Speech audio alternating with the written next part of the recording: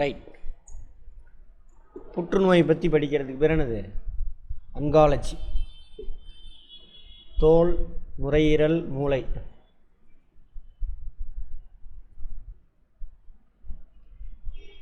இங்கெல்லாம் ஏற்பட்டுச்சுன்னு வச்சுங்க, அதுக்கு பேர் கார்சினோமா அப்படின்றாங்க. அந்த நோய், அந்த புற்றுநோய்க்கு பேர் கேன்சருக்கு. இரத்த புற்றுநோய் இருக்கு இல்லையா, அது லியூகேமியா. லூகேமியா. எய்ட்ஸ். புற்றுநோய்னா என்னன்னு சொன்னா இல்லை, புற்றுநோய்னா ஒன்றும் இல்லை, நம்ம செல் டிவிஷன் நடக்கும்ல, ப்ராப்பராக நடக்காமல் அரைகுறையாக ஒரு செல்லு உருவாயிடும். சரியா? இது என்ன பண்ணணும்னா, இப்போ லங்ஸ் செல் என்ன பண்ணணும், ஆக்சிஜன் எடுத்து உள்ளே கொடுக்கணும், கார்பன் டை ஆக்சைடு எடுத்து வெளியில் கொடுக்கணும். லங்ஸில் இது இந்த மாதிரி கேன்சர் செல்லு ஃபார்ம் ஆகிடுச்சுன்னா இவர் அந்த வேலையை செய்ய மாட்டார். அதே மாதிரி ஒரு நாளைக்கு ஒரு செல்லு ரெண்டாக பிரியணும்னா இவர் என்ன பண்ணுவார், அந்த வேலையும் செய்ய மாட்டார், 10-15 பிரிவார். இதுலேருந்து வரக்கூடிய எல்லா செல்லும் இதே மாதிரி தான் இருக்கும். அப்போ யாருமே அந்த வேலையை செய்ய மாட்டாங்க. சரியா? நம்ம செல்லு தான் அது, வேறு எதுவும் வெளியிலேருந்து வரதெல்லாம் கிடையாது.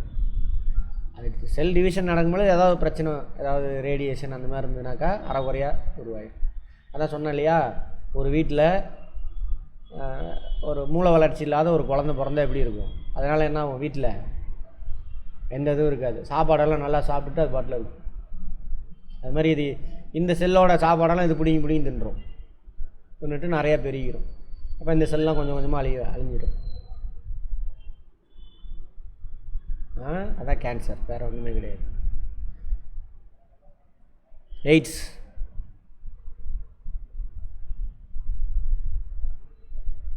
அக்கயர்டு இம்யூனோ டெஃபிஷியன்சி சிண்ட்ரம். சரியா? அதாவது தமிழில்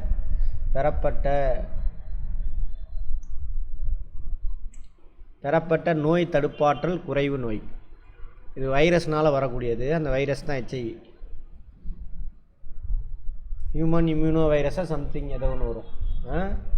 சரி, இந்த வைரஸு நம்மளை ஒன்றும் பண்ணாது, நம்மளை இது சாகடிக்காது. இது என்ன பண்ணுன்னா, போயிட்டு வெள்ளை அணுக்கள்லாம் இருக்குல்ல, ஒயிட் பிளட் செல், அது எல்லாத்தையும் காலி பண்ணிடும். வெள்ளை அணுக்கள் இல்லைன்னா என்ன ஆகும்? வெள்ளை அணுக்களோட வேலை என்ன? WBCயோட வேலை இராணுவ வீரர்னு சொல்லுவாங்க, தெரியுமா? இல்லையா? White blood cell, WBC. அதான் வெள்ளை அணுக்கள், ஒயிட் பிளட் செல், இரத்த வெள்ளை அணுக்கள். இவங்களோட வேலை என்ன?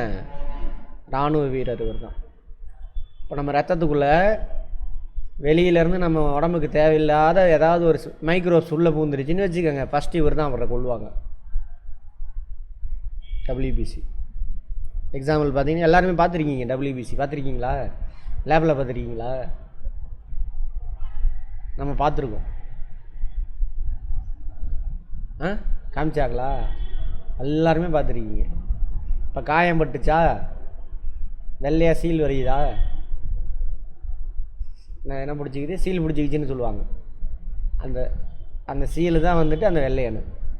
அது எப்படி சீல் பிடிச்சிதுன்னா, காயம் பட்ட உடனே எல்லா மைக்ரோப்ஸும் உள்ளே போகும், ஒழுங்காக மருந்து போடலன்னா. அந்த மைக்ரோப்ஸ்லாம் இது அங்கேயே பிடிச்சி தின்னுட்டு செத்து போயிடும். யார்? அந்த வெள்ளை அணு. அதான் அந்த புண்ணில் என்னமா சொல்லுவாங்க, அதுக்கு சலம் பிடிக்கிறது, சீல் பிடிக்கிறது, சலம் பிடிக்கிறதுன்னு சொல்லுவாங்க. அது ஒரு இடத்துல சேர்ந்துருக்கும். இது மாதிரி நம்ம வயிற்றுக்குள்ளே போய் சாப்பாடு மூலிமா பாக்டீரியா, ஃபங்கை, வைரஸு இவங்கெல்லாம் ரத்தத்துக்குள்ளே போனாங்கன்னா அவங்கள ஃபஸ்ட்டு பிடிச்சி சாப்பிட்டுட்டு சாகிறவர் யார்? WBC. அதனால தான் அவரை இராணுவ வீரர்னு சொல்லுவாங்க. இது நம்ம உடம்புல போதுமான அளவு இல்லைனாக்கா ஈஸியாக எல்லா நோயும் வந்துடும் நமக்கு. சரியா? இந்த வெள்ளை அணுக்களெல்லாம் கொண்டு போடுவார் யார்? அந்த HIV வைரஸ். அப்போ நோய் எதிர்ப்பாற்றல் இல்லாமல் போயிடும். இது எது வரைக்கும் சார்? அந்த வெள்ளை அணுக்கள் வந்து அந்த மைக்ரோப்ஸை பிடிச்சி சத்துக்கிட்டே இருக்கும் அப்படின்னாக்கா நம்ம உடம்பு அந்த மைக்ரோப்பை கொல்றதுக்கான ஒரு ஆன்டிபாடி ஒன்று தயாரிக்கும், கண்டுபிடிச்சிடும். அது கண்டுபிடிச்சி அந்த தேவையில்லாத மைக்ரோப்ஸை கொல்ற வரைக்கும் இந்த வெள்ளை அணுக்கள் அவங்கள பிடிச்சி சாப்பிட்டு செத்துக்கிட்டே இருப்பாங்க. இப்போ வெள்ளையணுக்கள் இல்லைன்னு வச்சுக்கோங்க, முடிஞ்சு போச்சு, ஈஸியாக எல்லா நோயும் வந்துடும். அதுதான் நடக்கும். ஹெச்ஐவி வந்துச்சுன்னா அதுதான் நடக்கும். இந்த ஹெச்ஐவி வைரஸை கொல்ல முடியாது. சரியா? அப்போ உள்ளே வந்துச்சுன்னா வெள்ளையணுக்கள்லாம் காலி பண்ணிடும். அப்போ எல்லா நோயும் வர ஆரம்பிச்சிடும். ஆள் சீக்கிரம் செத்து போயிடும். அதான் எய்ட்ஸ். ரைட். அடுத்தது, இந்தியாவில் ஆராய்ச்சி மற்றும் சிகிச்சையின் முன்னோடியாமா சுனித் சால்மோன். எய்ட்ஸ் நோயை கண்டறிவதற்கான சோதனை எலைசா. இந்த ட்ரீட்மெண்ட் இந்த மெத்தடில் தான் லேபில் என்ன பண்ணுவாங்க, கண்டுபிடிப்பாங்க. இந்தியாவின் எய்ட்ஸ் கட்டுப்பாட்டு அமைப்பு நாக்கோ, நேஷ்னல் எய்ட்ஸ் கண்ட்ரோல் ஆர்கனைசேஷன். உலக எய்ட்ஸ் தினம் நாம் டிசம்பர் 1. ஏன் ரொம்ப முக்கியமான நோய். ஆமாம், இது தெரிஞ்சிருக்கணும், புக்கில் இருக்கும், படிப்பீங்க. அடுத்தவங்கள்ட்டேருந்து ஈஸியாக பரவாது. அவங்கள தொடுறதுனாலையோ, அவங்களுக்கு முத்தம் கொடுக்குறதுனாலையோ, அவங்களுடைய எச்சில் நம்ம மேலே படுறதுனாலையெல்லாம் படாது. அவங்களுடைய ரத்தம் நமக்குள்ளே போனால் தான். அதனால தான் ப்ளட் டெஸ்ட், ஒருத்தனுக்கு ப்ளட்டு கொடுக்குறாங்கனாக்கா ப்ளட் டெஸ்ட்டு பார்த்துட்டு தான் இன்னொருத்தனுக்கு ப்ளட்டு கொடுக்க விடுவாங்க, ஹெச்ஐவி இருக்கா அப்படின்னு.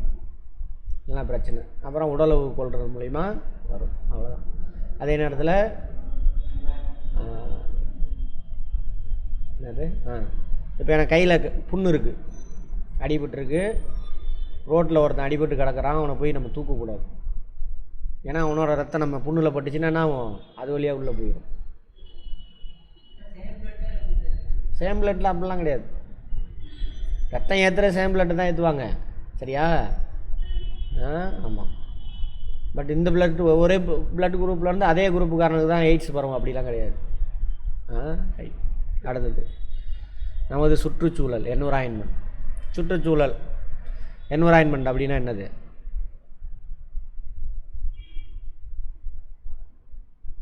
என்னது அப்படின்னா, நம்ம மட்டும் கிடையாது இந்த பூமியில், நிறைய பேர் இருக்காங்க. இப்போ நம்ம வயிற்றுக்குள்ளே கோடிக்கணக்கான பாக்டீரியா இருக்குது. ஏன் நம்ம வாய் சலைவாக இருக்குல்ல, அதில் பாக்டீரியா இருக்குது. தலையில் பொடுகு. நம்ம மேலே நிறையா மைக்ரோப்ஸ் உட்காந்துருப்பாங்க. கையில் இருக்காங்க, நம்ம கையில் இருக்காங்க. அதனால தான் மாவு உப்பு போட்டு கரைச்சோம்னா என்ன ஆகும், மாவு புளிக்க ஆரம்பிச்சிடும். இந்த மைக்ரோப்ஸ் தான் இது. ஒரு சிலர் கரைச்சாங்கன்னா புளிக்காது. வீட்டில் பேசிக்குவாங்க கிராமத்திலலாம், நான் கரைச்சா புளிக்கவே மாட்டாங்க அப்படின்னா அவங்க கையில் மைக்ரோப்ஸ் கம்மியாக இருக்குன்னு அர்த்தம். அதனால தான் டாக்டர்லாம் சொல்லியிருப்பாங்க, இந்த கொரோனா வைரஸ் அப்போ என்ன பண்ணாங்க, எப்போ பார்த்தாலும் சானிடைசர் போட்டு தடவிட்டே இருந்தாங்க. அப்போ நம்ம உடம்புல கையில் இருக்கக்கூடிய நல்ல பாக்டீரியா இருக்குல்ல, அதுவும் சேர்ந்து செத்து போயிடும். அது ரொம்ப போடாதீங்க அப்படின்னு சொல்லியிருக்காங்க ஒரு சிலர்லாம். ரைட். அந்த மாதிரி. அப்புறம் நான் சொன்னது மைக்ரோப்ஸு. அது வேறையே. இப்போ என்ன ஆகுது, மரம் இலை கீழே கொட்டுது, இலை என்ன ஆகும், கொஞ்சம் நாளில் மக்கும். மக்குதானே என்ன அர்த்தம், மைக்ரோப்ஸ்லாம் அதை சாப்பிட்டு சின்ன சின்ன மாளிகையில் உடைப்பாங்க. உடைச்சாதான் என்ன ஆகும், திரும்ப மரம் எடுத்துக்கும், புது மரம் வளரும். இது மாதிரி. அப்புறம் சாப்பாடு கீப்பாடு தண்ணி எல்லாத்துக்கும் நம்மளை சுற்றியில் உள்ளவங்கள தான் நம்பி இருக்கிறோம். அதான் என்விரான்மெண்ட் பார்ப்போம். புல்வெளியில் காணப்படும் உணவு சங்கிலி, ஃபுட் செயின் கேள்விப்பட்டிருப்போம். ஒரு உயிரோட சாவில் தான் இன்னொரு உயிரோட வாழ்வே இருக்குது. சார் சைவம் அதெல்லாம் சும்மா. ஒரு உயிரோட வாழ்வு தான், சாவு தான் இன்னொரு உயிரோட வாழ்வே. சரி, அதனால தான் கிராமத்தில் சொல்லுவாங்க, கொன்னா பாவம் தின்னா போச்சு. ஒரு உயிரை கொல்றீங்கன்னா கொண்டுட்டீங்க, அதை சாப்பிட்றணும், தூக்கி எறியக்கூடாது, அப்போ பிரச்சனை. அந்த மாதிரி. தாவரம், புல்வெளியில் உணவு சங்கிலி, புல், மான், புலி. புல் தான் போடணுங்க. புல்லை மான் சாப்பிடும், மானை புலி சாப்பிடும். மனுஷன் இருந்தானா மனுஷன் எல்லாத்தையும் சாப்பிடுவான், இதையும் திம்பான். சரியா? நீர்வாழ் உணவு சங்கிலி, தாவரம், அங்கே தண்ணிக்குள்ளே இருக்கக்கூடிய பிளான்ட்டு, அந்த பிளான்ட்டை பூச்சி சாப்பிடும், பூச்சியை புழு அதெல்லாம் சாப்பிடும். அந்த புழுவை யார் சாப்பிடுவா, மீன் சாப்பிடுவோம். லார்வானா புழு. தாவரங்களை உண்ணுபவை முதல் நிலை நுகர்வோர். தாவரம் யார் சார் அப்படின்னா உற்பத்தியாளர். தாவரம் பிளான்ட்ஸ்லாம் உற்பத்தியாளர். ஏன்னு தெரியும். ஏன் உற்பத்தியாளர்னு சொல்கிறாங்க, படிச்சிட்டோம். இதே கிளாஸில் தான் பார்த்தோம். எல்லா உயிர்களுக்கும் அடிப்படை உணவு எது? கார்போஹைட்ரேட். அந்த கார்போஹைட்ரேட்டை யார் மட்டும்தான் உற்பத்தி செய்ய முடியும்? பிளான்ட்ஸ் மட்டும்தான். ஏன்? குளோரோபிளாஸ்ட் அவங்கள்ட்ட தான் இருக்குது. அதனால் இவர் தான் கார்போஹைட்ரேட்டை உற்பத்தி செய்ய முடியும். கார்போஹைட்ரேட்டுடைய தான் என்னவாக மாறும்? ஃபேட்டாக மாறும், ஸ்டார்ச்சாக மாறும். அப்புறம் வேறு என்ன? விட்டமின்ஸு, அப்புறம் புரோட்டீன், எல்லாமே கார்போஹைட்ரேட்டு தான். அவர் தான் அடிப்படை. சரியா? ரைட். அவர் வந்து உற்பத்தியாளர். தாவரம் வந்து ப்ரொடியூசர் அப்படின்னு படிச்சுட்டு இருக்கீங்க. தாவரங்கள் உண்ணுபவை வந்து முதல் நிலை நுகர்வோர். சரியா? Primary consumer. அடுத்து வேட்டையாடும் விலங்குகள். இந்த முதல் நிலை நுகர்வோர் இருக்காலே, அவனை வேட்டையாடி சாப்பிட்டானா அவன் யார்? இரண்டாம் நிலை நுகர்வோர், செகண்டரி கன்சியூமர். வேட்டையாடுறத வேட்டையாடி சாப்பிடுவோம். இந்த வேட்டையாடுறத இன்னொருத்தன் சாப்பிடுவான் நம்மளாம். எக்ஸாம்பிள், இப்போது தாவரங்களை உண்றது மான், ஆடு, மாடு, இதெல்லாம். இந்த மானை யார் வேட்டையாடுவா? புலி. நம்ம யாரை வேட்டையாடுவோம்? அந்த புலியை வேட்டையாடுவோம். அதுதான் நமக்கு உணவு. ரைட். எல்லாத்தையுமே சாப்பிடுவோம்னு வச்சுக்கோங்க. மானியும் சாப்பிடுவோம், இதையும் சாப்பிடுவோம், எல்லாம். மூன்றாம் நிலை நுகர்வோர். மூன்றாம் நிலை நுகர்வோருக்கு கழுகு எடுத்துக்காட்டு. கழுகு பார்த்தீங்கன்னா நரிகிரியெல்லாம் பிடிச்சி சாப்பிட்டுட்டு இருக்கோம். அது சொல்கிறாங்க. பச்சையம், டிஎன்ஏ, புரோட்டீன், இது எல்லாத்துலேயும் முக்கியமான பகுதி பொருள்னால் நைட்ரஜன். குளோரோபிளாஸ்ட்டு, டிஎன்ஏ, அப்புறம் புரோட்டீன் தான் டிஎன்ஏவாக மாறும். சரியா? நம்ம சாப்பாடு இது எல்லாத்துக்கும் முக்கியமான பொருள் இது நைட்ரஜன். ஃபஸ்ட் நாளே பார்த்தோம்ல. அடுத்தது நைட்ரஜன் நிலைநிறுத்திக்கு உதவுது. அதேமாதிரி நம்மளை சுற்றியில் உள்ளது ஒரு சில மைக்ரோப்ஸு எல்லாம் நமக்கு உதவும். ஒரு சில மைக்ரோப்ஸ் என்ன பண்ணும்? நமக்கு தீங்கு விளைவிக்கும். அதெல்லாம் யார் யாருன்னு பார்க்க போகிறோம். இப்போ நமக்கு உதவக்கூடிய மைக்ரோப்ஸ். நைட்ரஜன் நிலைநிறுத்தம் உதவுவது. நைட்ரஜன் ஃபிக்ஸேஷன் கேள்விப்பட்டிருக்கீங்களா? என்ன பண்ணும்? தெரியலையா? சரி, மறந்துச்சு. புரோட்டீன் தயாரிக்கணும்னா என்ன வேணும்? தாவரங்களுக்கு நைட்ரஜன் வேணும். அட்மாஸ்பியரில் ஃபுல்லாக நைட்ரஜன் இருக்குது. எத்தனை பர்சன்டேஜ் இருக்குது? 78% நைட்ரஜன் தான். இந்த நைட்ரஜன் அப்படியே தாவரம் எடுத்துக்காது. இந்த நைட்ரஜன் என்ன பண்ணணும்? நைட்ரேட்டாக மாற்றி மண்ணில் உட்கார வைக்கணும். அப்போ தாவரம் வேறு வழியாக எடுத்துக்கும். தாவரம் வேறு வழியாக எடுத்து அதை புரோட்டீனாக மாற்றிக்கும். கார்போஹைட்ரேட் இருக்கும், அது கூட சேர்ந்து புரோட்டீனாக மாற்றிக்கும். அப்போ அந்த நைட்ரேட்டாக அட்மாஸ்பியர்லேருந்து அப்படியே உறிஞ்சிக்காது. நைட்ரேட்டாக மண்ணில், அதுக்கு பேர் தான் நிலைநிறுத்தம். நைட்ரஜன் நிலைநிறுத்தம், நைட்ரஜன் ஃபிக்ஸேஷன். அதை பண்ணுறதுக்கு யார் சார் உதவுறாங்கன்னா மைக்ரோப்ஸ் தான் உதவுறாங்க. யார் சார்? பாக்டீரியா, நீலப்பச்சை பாசி, ப்ளூ க்ரீன் ஆல்கே, பாக்டீரியாங்களாம். அவங்களோட வகையெல்லாம் ஒன்று ஒரு சில இதெல்லாம் இருக்குது, பார்ப்போம். நாஸ்டாக், இந்த நீலப்பச்சை பாசியில் அதுக்கு பேர் நாஸ்டாக் இதான். அடுத்தது வேர் முண்டுகளில். வேர் முண்டுனா இது பார்த்திங்கன்னா நார்மலாக மண்ணிலே இருக்கும். ஒரு சில பாக்டீரியா என்ன பண்ணுன்னா அதோட வேர் இருக்கு இல்லையா, அந்த வேரில் முடிச்சா இருக்கும். பருப்பு விளையக்கூடிய எல்லா செடியும் வேர் பார்த்திங்கன்னா முடிச்சா இருக்கும். அந்த இடத்துல இவர் தான் இருப்பார், இந்த பாக்டீரியா. யார்?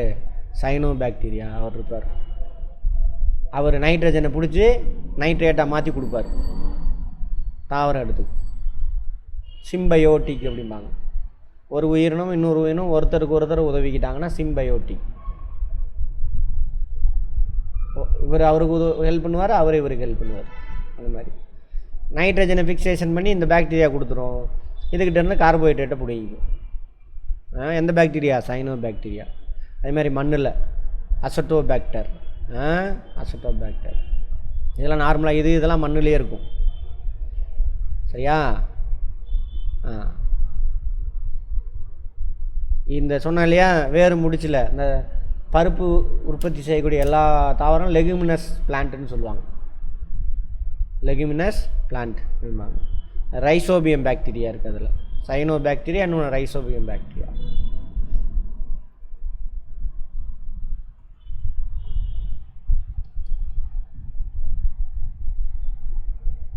அதனால தான் பருப்பு விளையக்கூடிய தாவரங்கள் ட்ரையான ஏரியாவில் தான் இருக்கும். தண்ணி இருக்கிற ஏரியாவில் இருக்காது. ட்ரையான ஏரியா இந்த பாருங்க. கடலக்காய் செடியை பிடிச்சி பார்த்தீங்கன்னா தெரியும், உள்ள வேரில் இந்த மாதிரி முடிச்சா இருக்கும். இது கடலக்காய் கிடையாது, அந்த பாக்டீரியா இருக்காங்க. அதான் ரைசோபியம், சைனோ பாக்டீரியா, ரைசோபியம், இவங்க 2 பேர் இருப்பாங்க.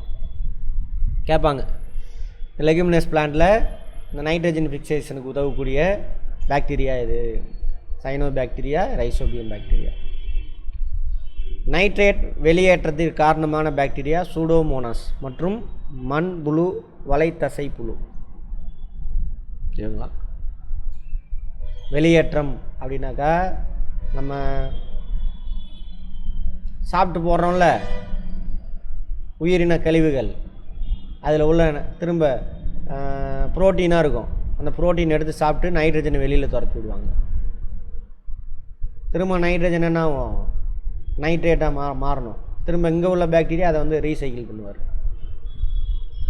ஒரு உயிரினம் இருக்குது, செத்து போச்சு, அது மண்ணில் போட்டுறோம். அது உடம்புல என்ன இருக்கும், புரோட்டீன் இருக்கும். அதெல்லாம் கரைச்சி நைட்ரஜனை வெளியில் துரத்தி விடுவாங்க. அது இவங்க தான் சூடோமோனாஸ், மண்புழு வலைத்தசை புழு. அதேமாதிரி மண்புழு உரத்தில் உள்ள ஊட்டச்சத்து, மண்புழு உரத்தில் சேர்த்திக்கங்க. மண்புழு உரத்தில் உள்ள உரம் வெர்மி கம்போஸ்டிங்கா, அதில் வந்துட்டு நைட்ரஜன் இருக்கும் நிறையா. தாவரம் நல்லா வளரணும்னா என்ன வேணும், நைட்ரஜன் வேணும். நைட்ரஜன் இருந்தால் தான் என்னவா மாறும், புரோட்டீனாக மாறும். புரோட்டீன் ஃபார்ம் ஆனால் தான் என்ன ஆகும், செல்லு ஃபார்ம் ஆகும். செல்லு ஃபார்ம் ஆனால் தான் செடி என்ன ஆகும், வளரும். செடி வளருதுன்னா என்ன அர்த்தம், புது செல்லு உருவாகிட்டே இருக்குன்னு அர்த்தம். அதுக்கு நைட்ரஜன் ரொம்ப முக்கியம். அதே மாதிரி தான் நம்ம உடம்பு வளரணும்னா என்ன வேணும், புரோட்டீன் வேணும். புரோட்டீன் உள்ள பொருளை நிறையா சாப்பிடணும். கார்போஹைட்ரேட் என்ன கொடுக்குன்னு பார்த்தோம், நம்ம உடம்பு எனர்ஜி தான் கொடுக்கும், ஹீட்டு தான் கொடுக்கும். ஃபேட்டு அதே ஹீட்டு தான் கொடுக்கும். அடுத்து உலக நீர் தினம் மார்ச் 22. IUCN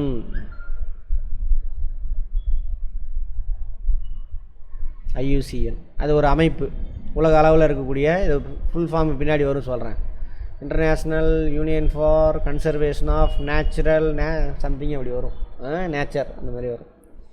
இது தோற்றுவிக்கப்பட்ட ஆண்டு 1948.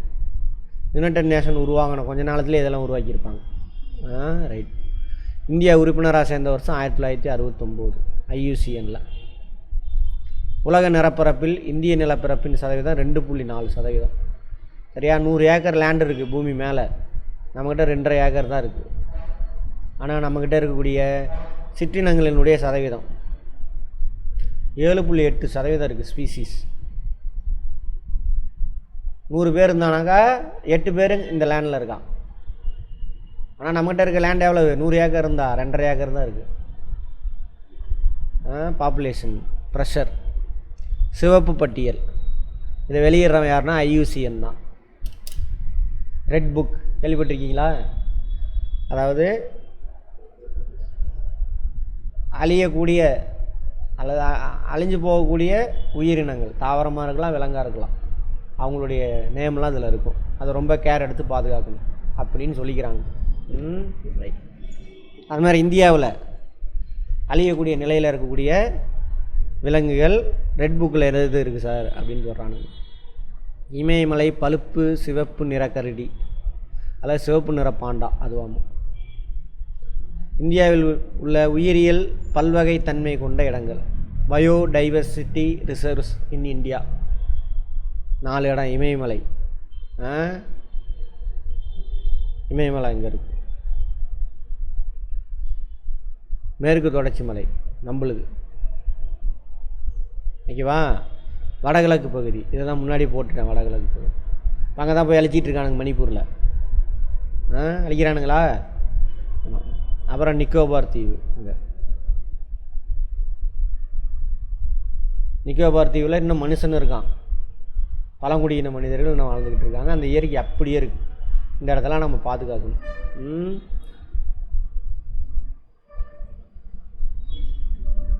ஜிப்கோ இயக்கம் 1913 உத்தரகண்ட் மாநிலத்தில் வந்து மரங்களை பாதுகாக்கிறதுக்காக கொண்டு வரப்பட்டது. உத்தரகண்ட் இங்கே இருக்கும்.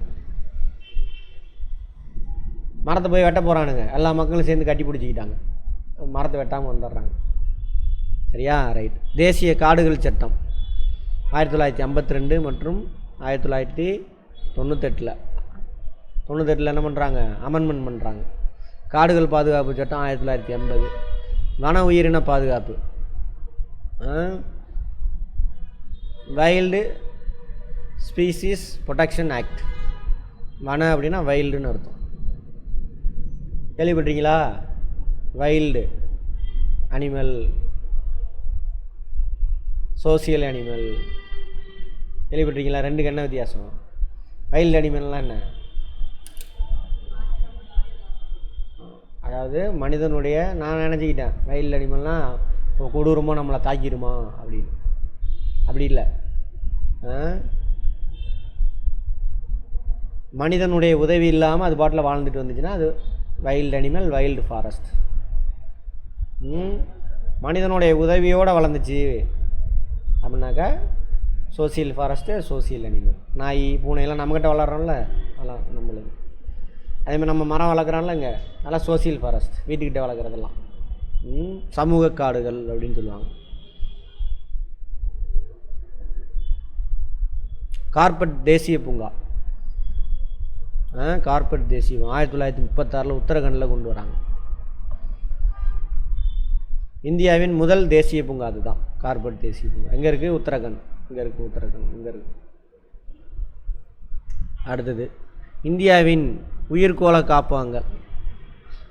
ஒரு புக்கில் 15 போட்டிருக்கான், இன்னொரு புக்கில் 18 இருக்குது.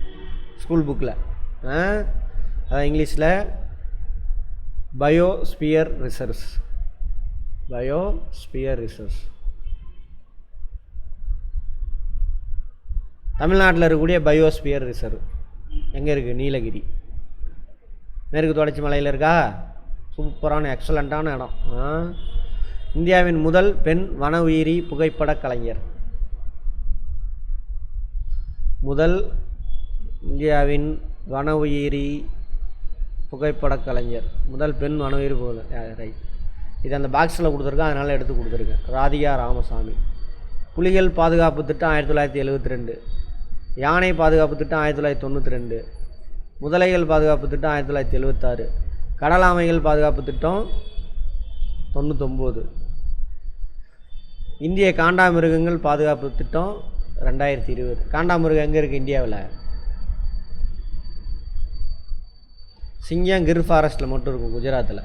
ஃபாரஸ்ட்டில் அது வந்து புல்வெளி. காண்டாமிருகம் அஸ்ஸாமில் மட்டும் இருக்கும், அஸ்ஸாமில் மட்டும்தான் இருக்குது. சரியா? ரைட். அடுத்தது மரபுசார் ஆற்றல் மூலங்கள். மரபுசார் conventional fuel sources, energy sources. கன்வென்ஷனல்னால் ரொம்ப நாளாக நம்ம ஃபாலோ பண்ணிகிட்டு இருக்கோம், வச்சுருக்கோம், பயன்படுத்தியிருக்கோம். அப்படின்னு கன்வென்ஷனல் எனர்ஜி சோர்சஸ் இங்கிலீஷில்.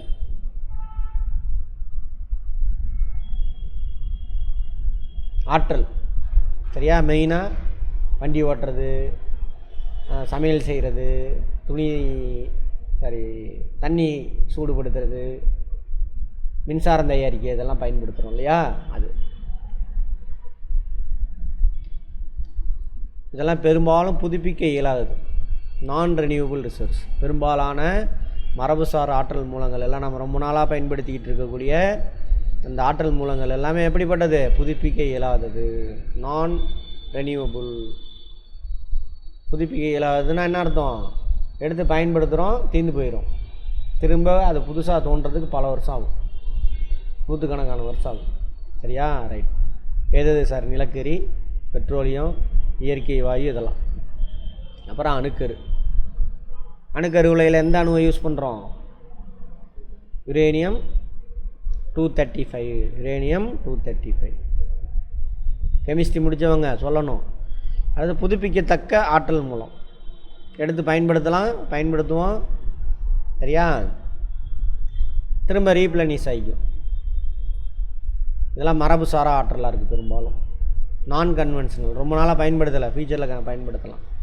உயிரி எரிபொருள், பயோஃபியல், எண்ணெய் கிண்ணெய், ஆமணக்கு எண்ணெய், இதெல்லாம் உயிரில் இருந்து தானே வருது. பயோஃபியல். உயிரி பொருண்மை ஆற்றல், இது என்னன்னு தெரில எனக்கு. அவுட்ருங்க. புவி வெப்ப ஆற்றல். ஒரு சில இடத்துல என்ன பண்ணுவாங்க, இந்த எரிமலை இந்த பக்கம் வெடிக்கிற ஏரியா, அந்த ஏரியாவில் என்ன ஆகுனாக்கா இமயமலையில் கூட இருக்குது பிளேட் பவுண்ட்ரின்னு சொல்லுவாங்க. 2 பிளேட் மோதுற இடம், அங்கே அடிக்கடி நிலநடுக்க வரும். பூமிக்குள்ளே பாறை குழம்பு இருக்கும். சரியா, அந்த பாறை குழம்போட பாறை டச் ஆகிட்டு இருக்கும், கீழே பாறை குழம்பு.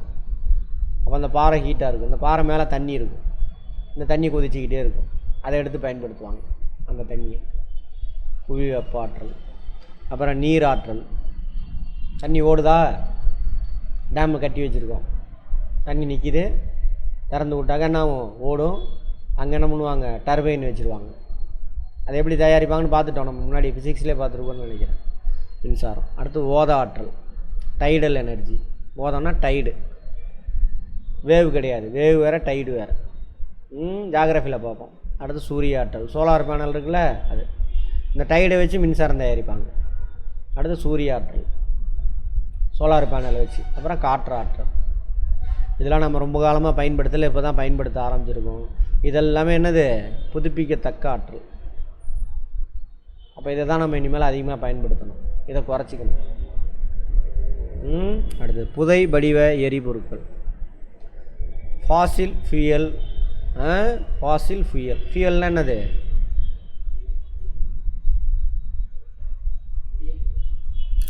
அதை பயன்படுத்தினோம்னா ஈஸியாக பற்றிக்கும், அதிக ஆற்றலை வெளிப்படுத்தும், அதுதான் ஃபியூயல். பெட்ரோலு, நிலக்கரி, விறகு, இதெல்லாமே என்னது, ஃபியூயல் தான். பெட்ரோல், நிலக்கரி. இதில் புதை வடிவம், ஃபாசில்னால் புதை வடிவம், மண்ணுக்குள்ளே புதைஞ்சு போனது.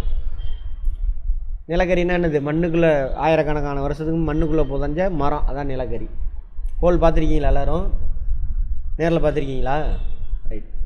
அடுத்தது பெட்ரோலியம் எப்படி சார், மண்ணுக்குள்ளே புதைஞ்ச ஓடு உள்ள உயிரினங்கள், அதோட கொழுப்பு இருக்குல்ல, அதுதான் பெட்ரோல். இப்போ மண்ணுக்குள்ளே புதஞ்சிருச்சு, ஓட்டுக்குள்ளே என்ன இருக்குது, அதோட கொழுப்பு இருக்கா, கொழுப்பு எதால் ஆனது, கார்போஹைட்ரேட்டு. அதுதான் இப்போ எடுத்து நம்ம என்ஜினுக்குள்ளே எரிக்கிறோம். புரிஞ்சுதா? அதனால தான் ஆக்சிஜன் சப்ளை இல்லைன்னா வண்டி ஸ்டார்ட் ஆகாது, அதுவும் கார்போஹைட்ரேட்டு தான். அதோட என்னென்ன வேணும், ஆக்சிஜன் வேணும். ரைட். அப்புறம் எரிவாயு. இதிலேருந்து வெளியே இந்த 2 நிலக்கரி பெட்ரோலியம் கிடைக்கிற இடத்துல ஃபஸ்ட்டு கேஸ் கிடைக்கும். இவங்க கேஸ் ஃபார்மில் இருப்பாங்க. அவங்க உலகின் அதிகப்படியான கச்சா எண்ணெயை பயன்படுத்தும் 3 நாடுகள். அந்த பெட்ரோலியம் எடுக்கிறாங்களா, அதான் கச்சா எண்ணெய்பாங்க, க்ரூட் ஆயில். ஃபஸ்ட் ஆள் அமெரிக்கா, 2வது சீனா, 3வது நம்ம 2 பேர்த்தையும் பாப்புலேஷன் அதிகம், 140 கோடி பேர் இருக்கும். இவன்ட்ட வெறும் 30 கோடி பேர் தான் இருக்கான், ஆனால் இவன் தான் டாப்பு. அப்போ ஆடம்பர வாழ்க்கை. சரியா? அதனால தான் எண்ணெய் இருக்கிற நாட்டெல்லாம் போய் கண்ட்ரோல் பண்ணுவாங்க. 1ஆம் நம்பர் திருடனுங்க அவனுங்க, அமெரிக்கா.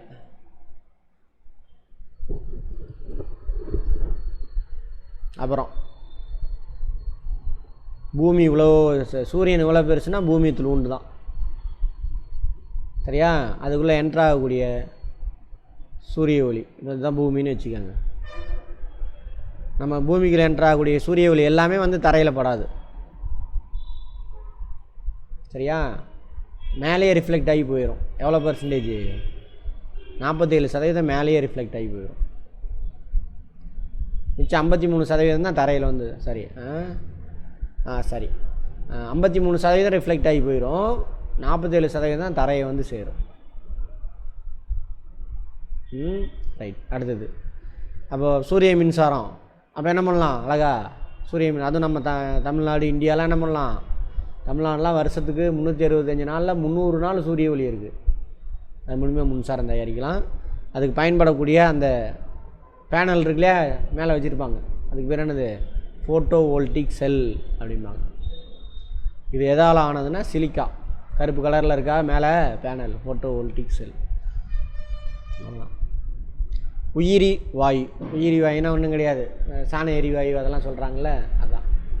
சாணம் மட்டும் இல்லை, எல்லா உயிரின கழிவுகளையும் நீங்கள் ஒரு குழியில் போட்டுட்டீங்க அப்படின்னாக்கா, இலை, தலை, காய்கறி, அது என்ன ஆகுனாக்கா மீத்தேனாக கிடைக்கும் நமக்கு. பாக்டீரியாஸ் மக்க வச்சு என்ன பண்ணும், நமக்கு மீத்தேன் வாயு ரிலீஸ் ஆகும். அப்போ உயிரி எரிவாயு அதில் என்ன சார் இருக்குன்னா மீத்தேன் 75% இருக்குது கேட்பாங்க. இந்தியாவில் இயற்கை எரிவாயு கிடைக்கும் பகுதிகள் குஜராத்தில் கேம்பே வளைகுடா அப்படின்னு இருக்கும். அது அஸ்ஸாமில் அரக்கான், இங்கே அஸ்ஸாமில் வடகிழக்கில் இங்கே கோண்டுவானா மத்திய இந்தியா இங்கேயே சொல்கிறானுங்க.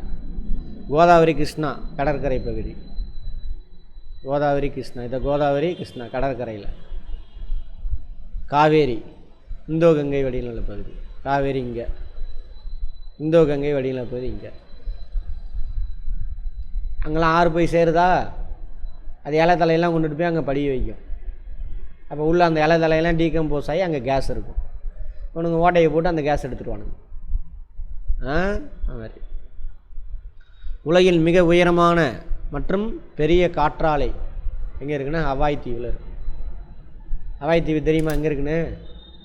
யாருக்கு சொந்தம் ஹவாய்? ஹவாயா? ஹவாய் செப்பல் தான் சார் தெரியுன்றீங்களா? ஹவாய் செப்பல் தானே பிராண்டு? இல்லையா, தெரியாதா? இப்போ இல்லையா, அது இருக்கா? இப்போ இல்லை. ஒரு காலத்தில் பயங்கர ஃபேமஸ்.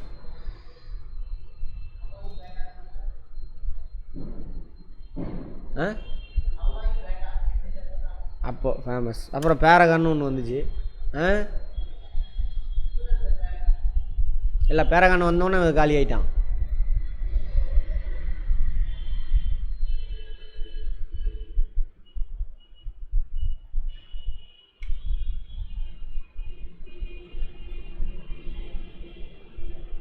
அமெரிக்காவுக்கு சொன்னது இந்த பாருங்க தான் அவை. அமெரிக்கா அங்கே இருக்குது. மேப்பு பார்த்தீங்கன்னா முழுசையும் மனசில் வச்சுட்டு இங்கே பார்க்கணும். ஓகேவா? ரைட். அடுத்தது உலகின் மிகப்பெரியது. அதேமாரி இங்கே பாருங்க, உயரமான இடத்துல இருக்கிறது ஹவாயில். பட் பெரிய காற்றாலை பண்ணை ஃபார்ம் அப்படின்னா நிறையா, எந்த இடத்துல நிறையா காற்றாலை இருக்குது சார் அப்படின்னாக்கா ஆரல் வாய்மொழி கன்னியாகுமரி மாவட்டத்தில். ரைட். புவியின் மேற்பரப்பில் 71% தண்ணி இருக்குது. மொத்தம் 100 ஏக்கர் பூமி மேலே நிலம் இருக்குனாக்கா 71% என்ன இருக்குது? தண்ணி. மிச்சம் 29% தான் லேண்டு. அதில் தான் நம்ம வசிக்கிறோம். அதான் என்னது? கண்டம், லேண்டு. இந்த தண்ணி மூலிமா என்ன ஆயிரும்? இந்த ஈயெல்லாம் என்ன ஆயிருக்கும்? தண்ணியில் போயிடும். ஃபேக்ட்ரியில் கீட்டிலலாம் இருந்து ஈயம், குரோமியம், காட்மியம், பாதரசம் இதெல்லாம் ஹெவி மெட்டல்ஸ்ன்னு சொல்லுவாங்க. ஃபேக்ட்ரியிலேருந்து என்ன ஆயிரும்? தண்ணியில் போய் கடலில் சேர்ந்துடும். எல்லா கழிவும் அங்கே தானே சேர்த்துறோம். அப்போ மீன்லாம் அதை சாப்பிட்டுட்டு அதோட டிஷ்யூவில் போய் அது உட்காந்துருக்கும். அப்போ மீனை பிடிச்சிட்டு வந்து நம்ம சாப்பிட்டா என்ன ஆயிரும்? நம்ம உடம்புக்குள்ளே போயிடும். போய் மூளையில் கீழே எங்கேயாவது பிரச்சனையை பண்ணும். அந்த மாதிரி மனிதனுடைய நரம்பு மண்டலம், பக்க நரம்பு மண்டலம், மைய நரம்பு மண்டலம், சென்ட்ரல் நர்வஸ் சிஸ்டம், பெரிபெரல் நரம்பு மண்டலம், அதை பற்றிலாம் பார்ப்போம். இவங்களை எல்லாத்தையும் காலி பண்ணி பிரச்சனையும் பண்ணுது. மூளை வளர்ச்சி பிரச்சனை அதெல்லாம் ஏற்படுத்துகிற யார்? ஈயம். ஈயனா டின்னு தானே? ரைட். அடுத்தது மூச்சு திணறல், ஆஸ்துமாவுக்கு காரணம் குரோமியம், காட்மியம். சிறுநீரக கல்லீரல்லாம் பாதிப்பு அடைய வைக்கிறது காட்மியம். காட்மியமே தான், குரோமியம் அதே தான். அடுத்தது மூளை சுவாச மண்டலத்தை பாதிக்கிறது பாதரசம்,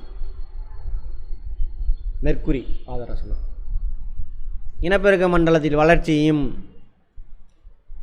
பனி பாதிப்பது நெகிழிகள் ஏற்பதால் ஏற்படக்கூடிய டயாக்சின். பிளாஸ்டிக் எரிக்கிறோமா, அது பேட் ஸ்மெல்லு வரும் பாருங்க. பிளாஸ்டிக் இருக்கிற இடத்துல இருக்க முடியாது. அங்கே இப்போ வெளியாகக்கூடிய அந்த நச்சு பொருள் வந்து டயாக்சின். இது என்ன பண்ணுது? இனப்பெருக்க மண்டலத்தை பாதிப்படைய வைக்குது. குழந்தை பறக்கிறது அதெல்லாம் பிரச்சனை உண்டு. கணினி பொருட்களை எத்தனை சதவீதம் மின்னணு கழிவுகள் உள்ளன? எலக்ட்ரானிக் வேஸ்டேஜஸ் எதில்? கம்ப்யூட்டரில். அதனால தான் கம்ப்யூட்டர் எவன் வைக்கிறானோ அவனே தான் வாங்கிக்கணும். கம்ப்யூட்ரு செல்ஃபோன் எல்லாமே அவனே வாங்கிட்டு போய் அவன் தான் டிஸ்போஸ் பண்ணணும். ஆனால் நம்ம எல்லாம் தூக்கி போட்டுருவோம். அதனால தான் அவன் என்ன பண்ணுறான்? கொஞ்சமாவது வரட்டும் அப்படின்னு சொல்லிவிட்டு எக்ஸ்சேஞ்ச் ஆஃபரில் போட்டு உங்கள்கிட்ட வந்து வாங்கிக்குவான். அது மாதிரி கணினிகளை கையாளும் முறை, சரி கழிவுகளை. ஏன்னா என்விரான்மெண்ட்டை பாதிக்கிறவங்கள அதை பற்றின பாடம் தான் இது. 4R ரெடியூஸு, ரீயூஸு, ரீசைக்கிளு, ரெக்கவரி, ஏதோ சம்திங் அந்த மாதிரி இருக்கும். சும்மா கேட்பாங்க 4R. நுண்ணுயிர்கள் முன்னாடி பார்த்தோம். மைக்ரோப்ஸ் நுண்ணுயிர்கள். ஒரு சிலர் நமக்கு யூஸ்ஃபுல்லாக இருப்பாங்க, ஒரு சிலர் நமக்கு தொந்தரவு கொடுப்பாங்க. சரியா? சரி. வைரஸ். வைரஸ் யார்? உயிரும் இல்லை, அது அதான் திருநங்கை மாதிரி, ஆண் இல்லை பெண் இல்லை மாதிரி சொன்னேன் நான் வைரஸை பற்றி. இல்லை, வைரஸ் வெளியில் இருக்கும்பொழுது அதுக்கு உயிர் இருக்காது. ஒரு செல்லுக்குள்ளே நுழைஞ்சிருச்சுன்னா உயிர் வந்துடும். நடத்திட்டு பண்ணேன், சொல்லியிருப்பேனே. செல்லுக்குள்ளே போயிட்டு அதை மாதிரி நிறைய ப்ரொடியூஸ் பண்ண ஆரம்பிச்சு. செல்லுக்கு வெளியில் இருக்கிற வரைக்கும் அதுக்கு. ஆமாம். பாக்டீரியா ஒரு ப்ரோகேரியாட்டிக் செல். ப்ரோகேரியாட்டிக், யூகேரியாட்டிக் பார்த்தோமா? ப்ரோகேரியாட்டிக்னா என்ன அர்த்தம்? கிளியராக இருக்காது, எல்லா உறுப்பும் கிளியராக தனித்தனியாக இருக்க மாட்டாங்க. அது ப்ரோகேரியாட்டிக். பாக்டீரியா இவர் தான் முதல்ல தோன்றின உயிரினம். ஆமாவா? ரைட். பூமியில் தோன்றிய முதல் உயிரினம் பாக்டீரியா அல்லது நீலப்பசும்பாசி. பாக்டீரியாவில் ஒரு சில பாக்டீரியாவில் குளோரோபிளாஸ்ட் இருக்கும், ஒரு சில இதில் இருக்காது. குளோரோபிளாஸ்ட் இருந்தாக்கா அது நீலப்பசும்பாசி, இல்லை அப்படின்னாக்கா பாக்டீரியா. ரைட். மனித சிறுகுடலில் வாழும் பாக்டீரியா கோலையாம். சிறுகுடலில் இருக்குதாம் அது. பூஞ்சைகள் மற்றும் யூகேரியாட்டிக் வகையை சார்ந்தது. சரி, பூஞ்சைகள். ஃபங்கை. பூஞ்சைனா ஃபங்கை தானே? ஃபங்கை. அதை பற்றி நான் அன்றைக்கி அந்த 5 இது போட்டு சொல்லிட்டேன்ல. மொனிரா, புரோட்டிஸ்டா பார்த்தோமா இல்லையா உங்களுக்கு? அதில் மொனிரா மட்டும்தான் என்னது? ப்ரோகேரியாட்டிக். மற்ற எல்லாமே யார்? யூகேரியாட்டிக். ரைட். அப்போ பூஞ்சை 3ஆவதாக வருவாங்க. ஃபங்கஸ் அவங்க இதில் வருவாங்க, யூகேரியாட்டிக். பாசியை பற்றி படிக்கிறது என்னது? ஆல்காலஜி அல்லது பைக்காலஜி. அமீபா ஒரு செல் உயிரினம், விலங்கு. இது எப்படி சார் ஒரு இடத்துலேருந்து இன்னொரு இடத்துக்குன்னா? போலிக்கால்கள். சூடோ பொடியாவா? சூடோ.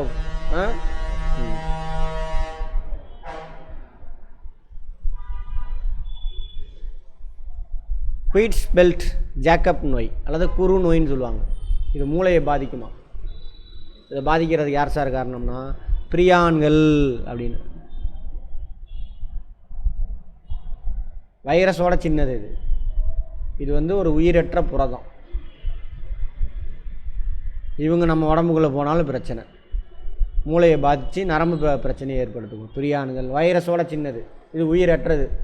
இது போணுச்சுன்னா அதே மாதிரியான புரோட்டீனை இதுவே ப்ரொடியூஸ் பண்ணிக்கும். ஓகேவா? ரைட். ஸ்ட்ரெப்டோமைசின் என்ற எதிர்கொல்லி. எதிர்கொல்லின்னு என்ன தெரியுமா? ஆன்டிபயாட்டிக். ஆன்டிபயாட்டிக்.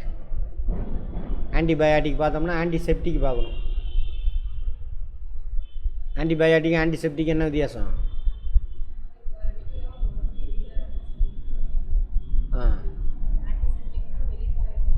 Very good.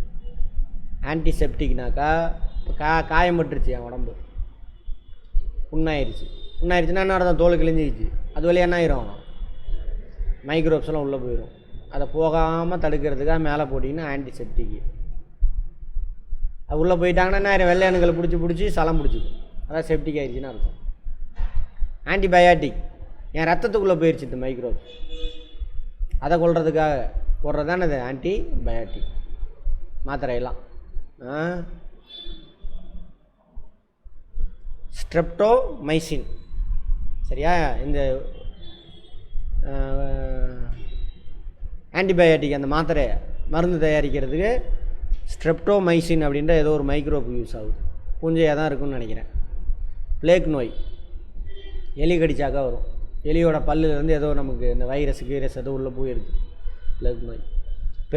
பெரியம்மை. பெரியம்மைன்னா என்னது? அம்மை நோய். சிக்கன் பாக்ஸா? அது முதலில் மருந்து கண்டுபிடித்தது எட்வர்ட் ஜென்னர். பெரியம்மை அதாவது தடுப்பூசி. ஆக்சுவலாக இது தடுப்பூசி, வேக்சின். அப்படின்னா என்ன சார்? தடுப்பூசி அப்படின்னா என்ன சார்? தடுப்பூசினா வேக்சினோட கான்செப்ட் தெரியுமா இருக்காது? மெயினாக வேக்சின் வந்துட்டு வைரஸுக்கு தான் போடுவாங்க. ஏன்னா வைரஸ் பல வடிவம் இருக்கும். இப்போ நான் அன்றைக்கி சொன்ன மாதிரி வேக்சினை பற்றி சொன்னேன்னா உங்களுக்கு நடத்தணும்னா இல்லை. சரி, இப்போ நம்ம பார்த்தோம் இல்லையா, ஏதோ மைக்ரோப்ஸ் ரத்தத்துக்குள்ளே போயிடுச்சு. அந்த மைக்ரோப்ஸ் எல்லாம் ஃபஸ்ட்டு கொல்றவர் யார்? WBC, ரத்த வெள்ளை அணுக்கள். அவர் கொண்டுக்கிட்டே இருப்பார். அதுக்குள்ளே என்ன பண்ணும் நம்ம உடம்பு, அதை கொல்றதுக்கான இந்த லிம்ஃப் சிஸ்டம்னு சொல்லுவாங்க, நோய் எதிர்ப்பு மண்டலம்னே சொல்லுவாங்க. தடுக்கிறதுக்கே நம்ம உடம்புல இருக்குது, ஹாஸ்பிட்டல்லே இருக்குது, ரிசர்ச் லேபே இருக்குது. அந்த வைரஸ் எப்படா கொள்றதுன்னு ரிசர்ச் பண்ணி என்ன பண்ணும், ஒரு மருந்து கண்டுபிடிச்சி அந்த வைரஸ் கொண்டுரும். ஆன்டிபாடி அதுக்கு பேர். ஆமாம், தேவையில்லாத இந்த ஆன்டிபயோட்டிக்லாம் உள்ளே போயிடுச்சுன்னா அதை கொல்றதுக்காக நம்ம உடம்பு தயாரிக்கிறது ஆன்டிபாடி மருந்து. இப்போ ஏன்னு ஒரு வைரஸ் உள்ளே போகுது, அதை எப்படி கொல்லணும்னு கண்டுபிடிச்சிருச்சின்னு வச்சுக்கோங்க. நம்ம உடம்பு இந்த வைரஸை கொல்றதுக்கான அந்த மருந்தை ரத்த பிளாஸ்மாவில் இருக்கும், இதை எப்படி கொல்லணும்னு அதுக்கு நமக்கு தெரிஞ்சிடும். அடுத்து பின்னு ஒரு வைரஸ் போகுது, அதை கொண்டுக்கிட்டே இருப்பாங்க. யார்? WBC. அதுக்குள்ளே இதை எப்படி கொல்றதுன்னு மருந்து கண்டுபிடிச்சிடும் நம்ம உடம்பு. அந்த டெக்னாலஜியே நமக்கு தெரியும், உடம்புல இருக்கும்.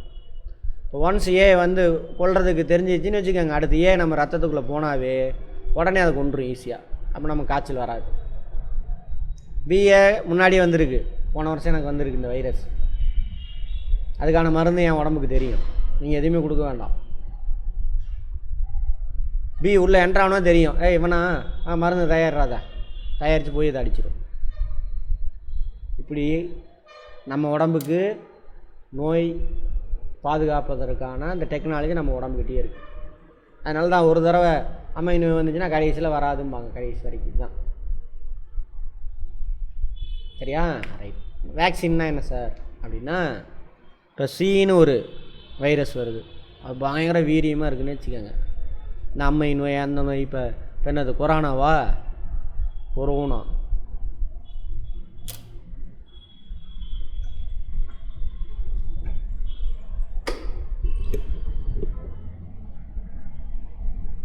அந்த வைரஸ்